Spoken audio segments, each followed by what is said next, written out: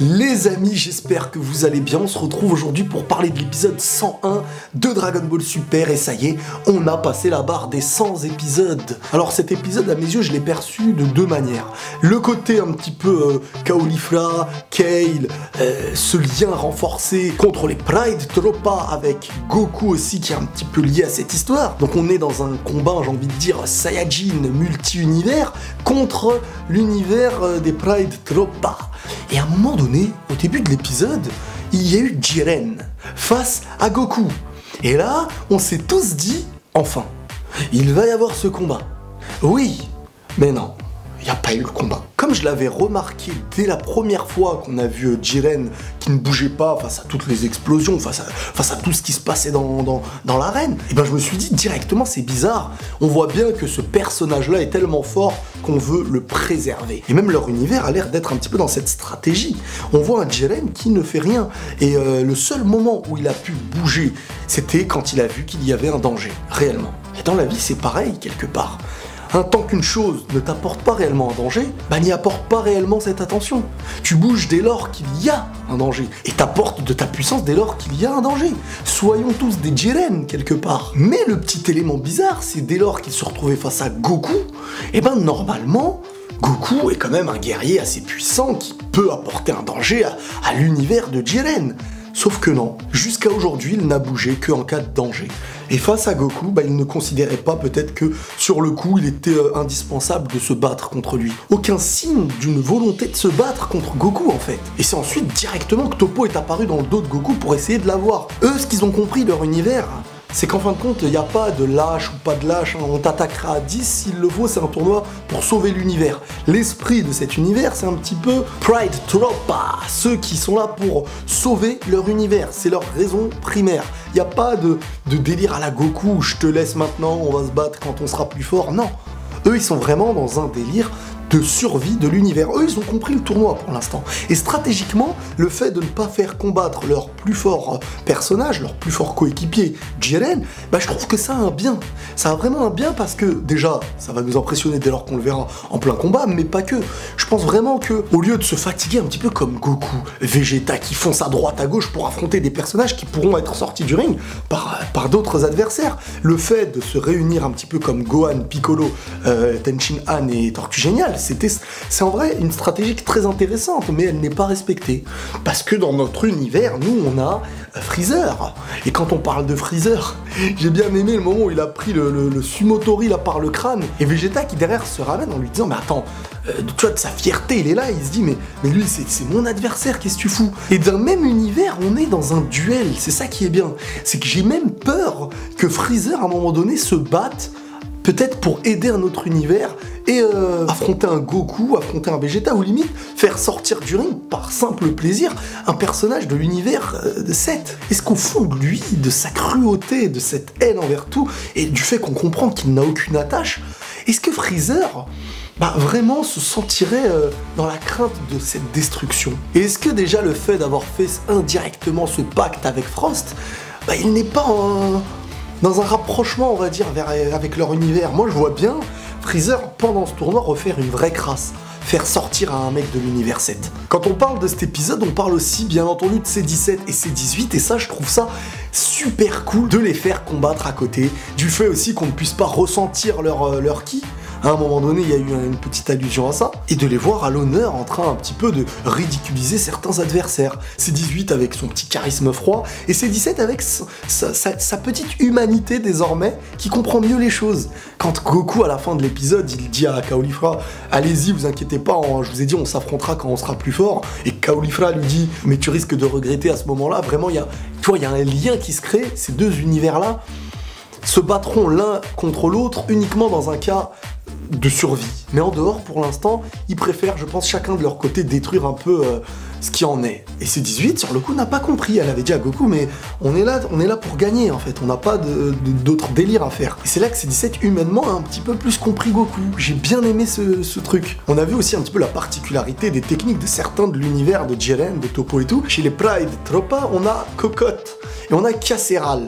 Deux personnages qu'on a un petit peu découverts dans leur technique, bien que Casseral, on savait qu'il avait sauvé un chat, mais en dehors de ça, ces techniques, on les connaissait pas réellement. De son énergie, il la transforme un petit peu en armes différentes, comme il a été dit par le Hakaishin de leur univers. Le clown machin là, Verdun, là, je sais pas comment il s'appelle déjà. De son énergie, Casseral pouvait te faire un genre d'épée en mode Black Goku, une boule d'énergie basique, vraiment, voilà, c'est ça un petit peu sa particularité.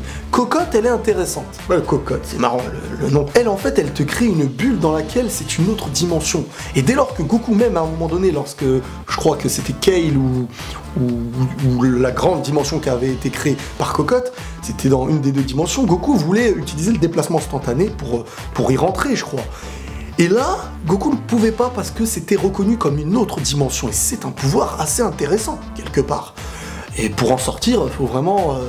C'est limite, j'ai envie de dire, peut-être comme la salle de l'esprit et du temps, une autre dimension. Ça, c'est le parallèle que j'ai envie de faire, le miroir. On va parler maintenant de ceux qui sont mis à l'honneur dernièrement, Kale et Caulifla, les sœurettes. Alors, Kale... Son personnage grandit d'épisode en épisode. Ce lien avec Caulifla, j'aimerais bien qu'il soit approfondi sur une histoire dans le passé. Même si tu nous fais des HS, bah faites-nous des HS qui nous racontent un peu les histoires de certains personnages. Ça pourrait être super intéressant. Connaître l'histoire du passé d'un personnage nous le fait comprendre dans le présent et c'est super intéressant. Donc, Kale...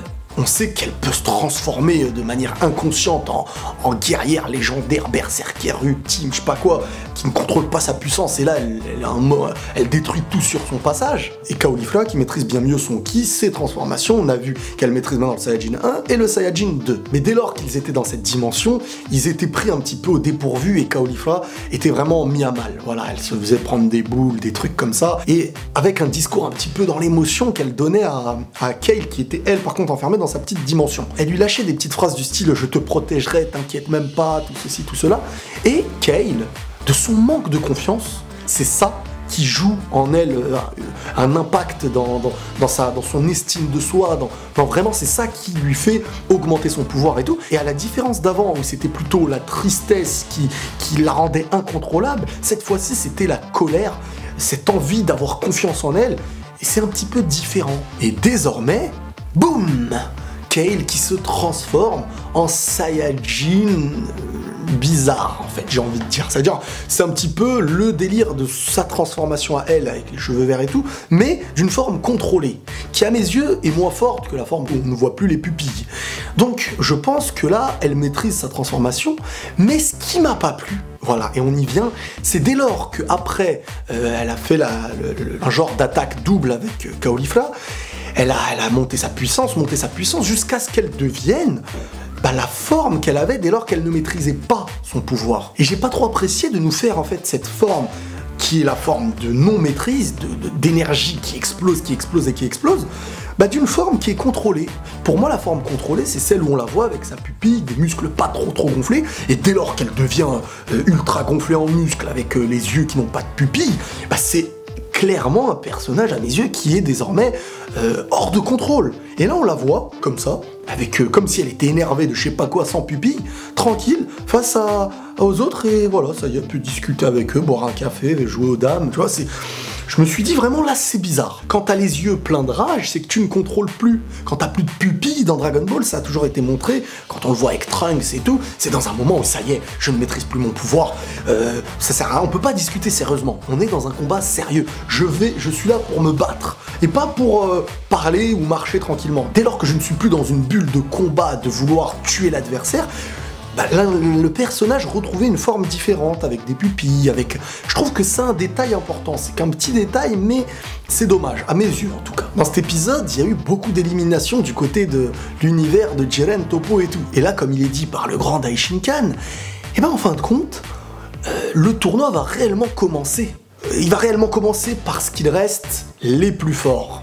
Enfin, presque les plus forts, hein. Il y a toujours certains petits zigotos qui sont là. Et en parlant de petits zigotos, hein, il y a des petits détails qu'on oublie, c'est par exemple l'univers où il manque des personnages qui ont l'air d'être invisibles, quand Tenshin Han avait ressenti le ki de certains, mais qu'on ne voyait pas. Je me dis, imaginez que ces personnages-là restent jusqu'à la fin, qu'on les oublie. Et bien ces personnages-là pourraient arriver peut-être même jusqu'en finale, jusqu'à parmi les derniers participants. Faut pas les oublier, ils peuvent nous faire une petite crasse, ces gens-là. On va parler aussi de l'arène en soi, qui est censé être le métal plus puissant que le métal qu'on avait vu chez les Kaioshin avec la Z-World, qui même avant ce tournoi a été testé par certains Akaishin qui se battaient entre eux, et qui a ensuite été perfectionné par le Daishinkan qui voulait voir les points faibles de ce, on va dire, de ce ring, de l'arène. Et quand je vois une Kale qui est transformée en berserker légendaire, je sais pas quoi, qui marche, et en marchant ça détruit limite un petit peu l'arène, je me dis, quel est ce métal falche? Dans quelle épicerie tu nous l'as acheté? C'est bizarre. Moi je me suis dit, on va être dans une arène où tu peux pas la détruire vraiment, à part quand on va en arriver peut-être après à quelque chose de ouf avec les soi-disant anges, certains Akaishin, un conflit entre eux, et là, boum, l'arène qui... Ça va nous impressionner même de voir l'arène détruite, mais là on la voit détruite pour un combat de grenouilles là-bas, un combat d'hamster là-bas. Quoi qu'il en soit, il reste de moins en moins de personnages dans l'arène. Et c'est là, je pense, que de plus en plus, on sera dans l'obligation de se battre. Goku, à mes yeux, malheureusement, il utilise un petit peu trop son énergie à gauche et à droite, et il va falloir se reposer. Je pense que certains personnages vont être mis un petit peu à l'écart, peut-être même protégés par les siens pendant qu'ils se reposent un peu. Quand on sait qu'il reste des individus comme Hit, comme Jiren, comme Toppo, Caulifla, Kiabe, Kale, je me dis que si Goku veut toujours affronter les plus forts, à un moment donné, il n'y a pas d'haricot magique, il n'y a pas de Senzu, là, ça peut être très dangereux, mon ami. Fais attention, Goku. Et à la fin de l'épisode, on voit la genre de Sailor Moon qui avec leur pouvoir de l'amour, qui regarde Goku et les autres, et je pense que c'est là, par la suite, que Vegeta va intervenir, l'affronter, et voilà, de sa transformation bisounours Télétobies, faire un combat. J'espère que Vegeta va en terminer et qu'il ne va pas se faire trop ridiculiser. Respectons Vegeta quand même, c'est un ami. Voilà les amis, j'espère que cette vidéo vous aura plu. N'hésitez pas à liker si vous avez apprécié, à disliker autant que vous voulez si vous n'avez pas aimé ou que vous ne m'appréciez pas, il n'y a aucun problème. Prenez tous soin de vous les amis et la paix sur vous.